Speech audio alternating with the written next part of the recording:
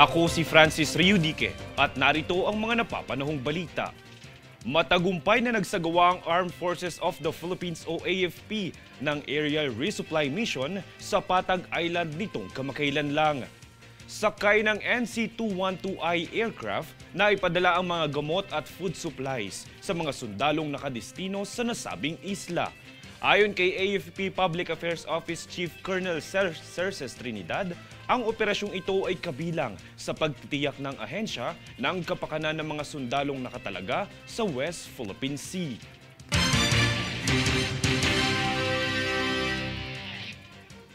Sa pagtitiyak ng mabuting kalagayan para sa mga commuters, ay inilatag ng Department of Transportation o DOTR ang ilang mga paalala para sa maginhawang biyahe. Tunghayan ang ulat ni Daniza Lopez. Dahil tag-init at labis ang tindi nito sa ngayon, ay ibinahagi ng Department of Transportation o DOTR ang ilang tips para sa mga commuters upang maging maginhawa ang kanilang biyahe. Una na rito ang pag-inom ng tubig upang maiwasan ang heat exhaustion at hindi mag-init ang katawan. At pangalawa ay ang pagdadala ng pamaypay at bimpo dahil kung minsan ay mainit sa pila ng mga sasakyan. Mariin ding ipinaalala ng DOTR ang pagdadala ng payong, sombrero at sunglasses laban sa direktang sikat ng araw. Pinayuhan din ito ang publiko na magsuot ng komportableng damit at ang paglalagay ng sunscreen o sunblock upang maiwasan ang anumang epekto ng init sa balat. Payo pa ng DOTR, kung maaari ay ipagpaliban muna ang paglalaba sa pagitan ng alas 10 ng umaga at alas 2 ng hapon dahil ito ang kadalasang oras na matindi ang init ng panahon. Daniza Lopez nag-uulat para sa One Media Network.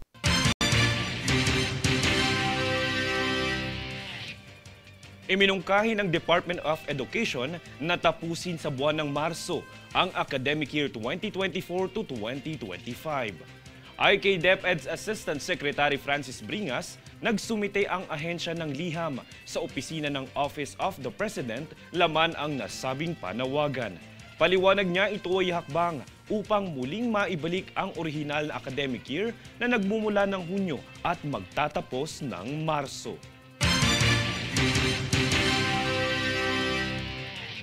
Kami ang boses ng pagbabago. Ako si Francis Riudique at ito ang News Force. Sa ulo ng mga balita, Grupong Manibela muling nagkasa ng tigil pasada ngayong araw. PCG nilinaw na hindi gaganti sa nakaraang insidente ng pangaharas ng China Coast Guard. PBBM iniutos na irepaso ang sahod ng mga manggagawa. DepEd iminungkahing tapusin ang academic year 2024 to 2025 sa Marso. US Coast Guard nagsagawa ng Advanced Incident Command System course para sa PCG. Cannon Road bukas na muli para sa mga may light vehicles. Patas at pantay na balita, komprehensibong ulat para sa pulso ng masa. Ito ang News Force.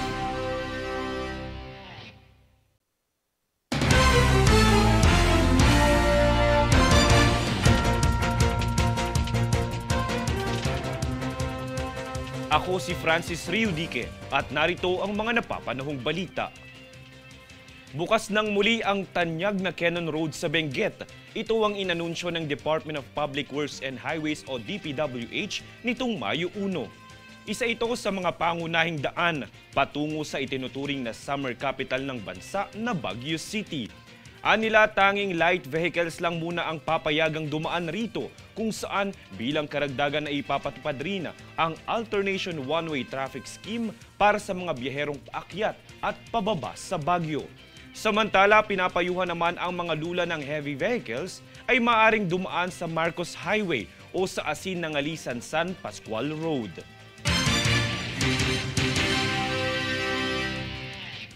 Bilang tugon sa inaasahang epekto ng inflation, ipinaparepaso ni Pangulong Ferdinand Marcos Jr. ang sahod ng mga manggagawa.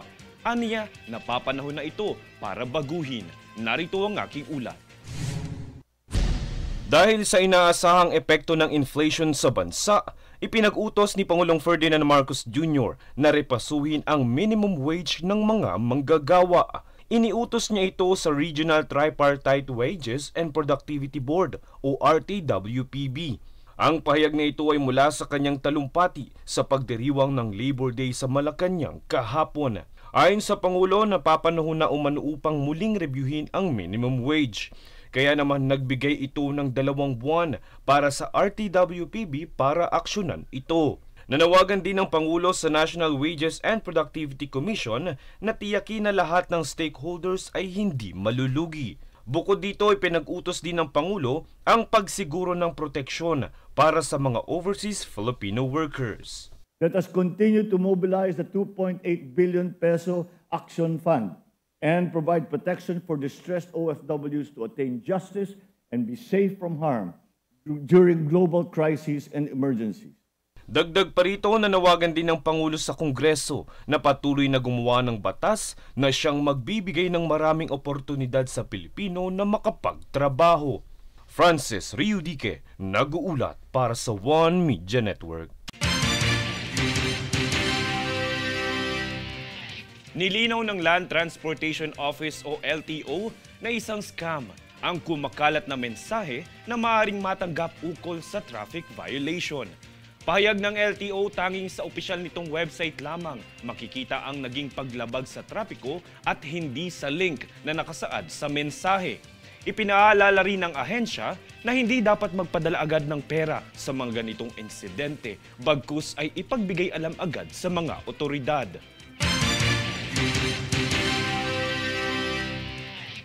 Kami ang boses ng pagbabago.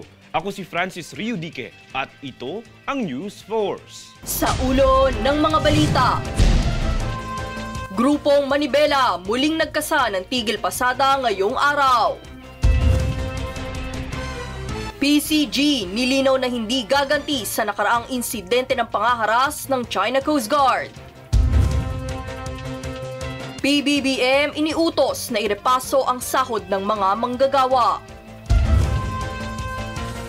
DepEd iminungkahing tapusin ang academic year 2024 to 2025 sa Marso. US Coast Guard nagsagawa ng Advanced Incident Command System course para sa PCG. Cannon Road bukas na muli para sa mga may light vehicles.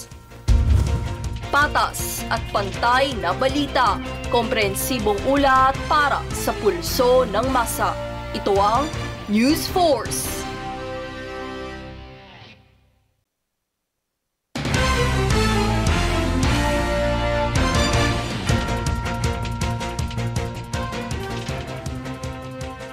Ako si Francis Riudique at narito ang mga napapanahong balita.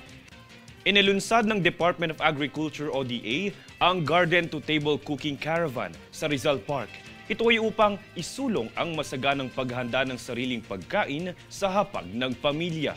Ito ay sa ilalim ng layunin ng ahensya para sa sapat na pagkain at karapatan ng bawat isang makakuha ng sustansya mula sa kanilang sariling lugar, partikular na sa bawat tahanan.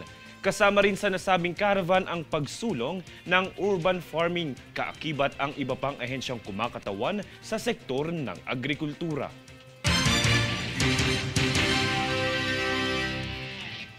Nitong kamakailan lang sa Ninoy Aquino International Airport o NAIA, inaresto ng Bureau of Immigration o BI ang Chinese na dayuhan bunsod ng kasong cyber na kinakasangkutan nito.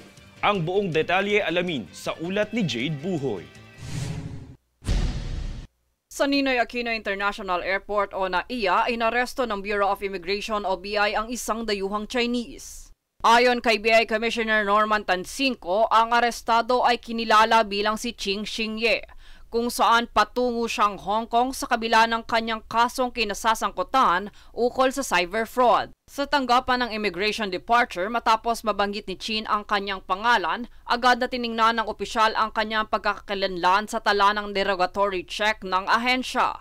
Pahayag ni Tansinko, agad na itinungo ang arestado sa mga kinauukulan upang masiguradong iisang tao lang ang nakalagay sa tala. Doon nakumpirmang nasa derogatory hit list nga si Chin at nabibilang din sa blacklist bunsod ng pagiging di katanggap-tanggap na dayuhan dulot ng overstaying at illegal na pagtatrabaho sa bansa.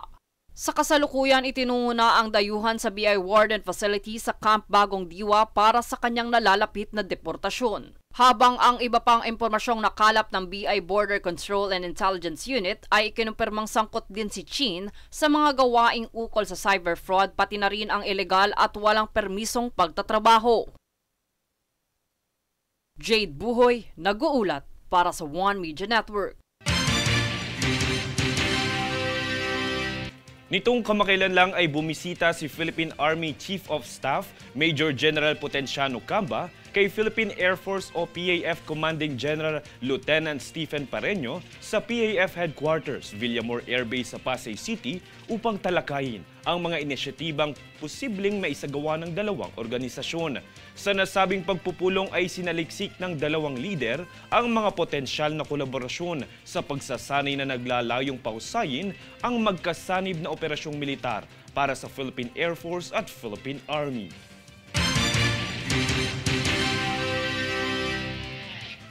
Kami ang boses ng pagbabago. Ako si Francis Riudique at ito ang News Force. Sa ulo ng mga balita, Grupong Manibela muling nagkasa ng tigil pasada ngayong araw. PCG nilinaw na hindi gaganti sa nakaraang insidente ng pangaharas ng China Coast Guard. PBBM iniutos na irepaso ang sahod ng mga manggagawa. DepEd iminungkahing tapusin ang academic year 2024 to 2025 sa Marso. US Coast Guard nagsagawa ng Advanced Incident Command System course para sa PCG. Cannon Road bukas na muli para sa mga may light vehicles. Patas at pantay na balita, komprehensibong ulat para sa pulso ng masa. Ito ang News Force.